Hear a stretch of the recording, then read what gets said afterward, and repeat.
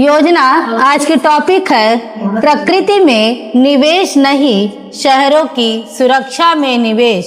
1, 2, 3 start. दीर्घकालिक ताप सहिष्णुता के लिए आवश्यक है कि पारिस्थितिक सोच को शहरी नियोजन के मूल ढांचे में शामिल किया जाए।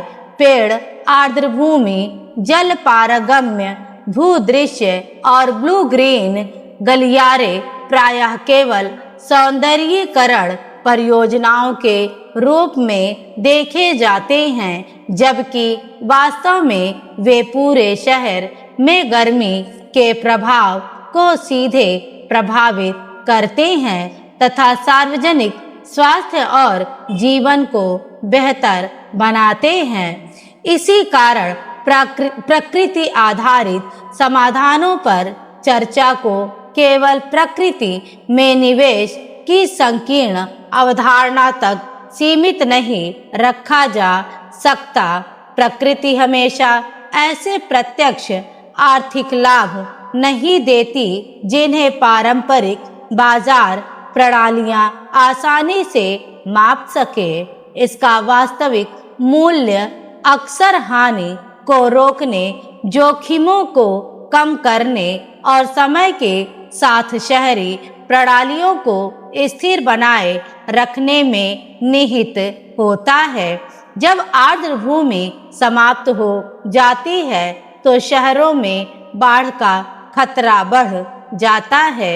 जब वृक्षों का आवरण घटता है तो गर्मी का तनाव और स्वास्थ्य संबंधी व्यय बढ़ जाते हैं। मैंग्रोव तटीय जोखिमों को कम करते हैं और जैव विविधता पारिस्थितिक सहिष्णुता मजबूत करती है। ये लाभ भले ही तत्काल लाभांश के रूप में दिखाई ना दे, लेकिन इनके समाप्त होने की कीमत शहरों को भारी रूप से चुकानी पड़ती है। भारतीय शहर पहले से ही सड़कों, जल निकासी प्रणालियों, शीतलन तकनीकों और आपदा प्रतिक्रिया व्यवस्थाओं पर भारी व्यय करते हैं, क्योंकि इन्हें शहरी संचालन के लिए अनिवार्य माना जाता है। इसके विपरीत नगर निगमों के बजट में आर्द्र भूमि, शहरी वनों, जल पारगम्य भूदृश्यों और परस्पर जुड़े जल तंत्रों के दीर्घकालिक मूल्य को शायद ही कभी समुचित स्थान मिलता है।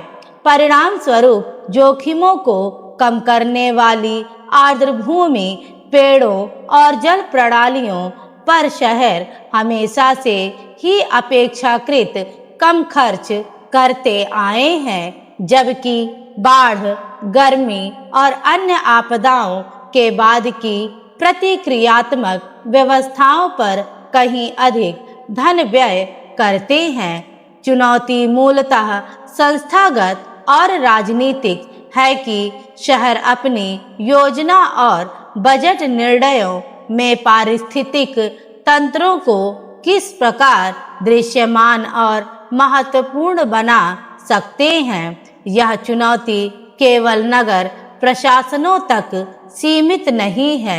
बड़े आवासीय परिसरों, निजी टाउनशिपों, वाणिज्यिक डेवलपर्स, औद्योगिक पार्कों और तकनीकी परिसरों का भी आज शहरी भारत के विकास में महत्वपूर्ण योगदान है।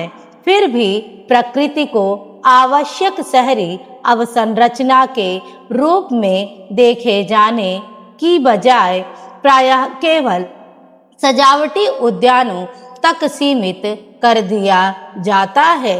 यदि भवन निर्माण नियमों, नियोजन स्वीकृतियों और शहरी डिजाइन में सार्थक प्रकृति आधारित समाधानों को शामिल किया जाए तो इससे गर्मी कम करने, वर्षा जल अवशोषण बढ़ाने, जैव विविधता को प्रोत्साहित करने और जल सुरक्षा मजबूत करने में सहायता मिल सकती है। स्टॉप।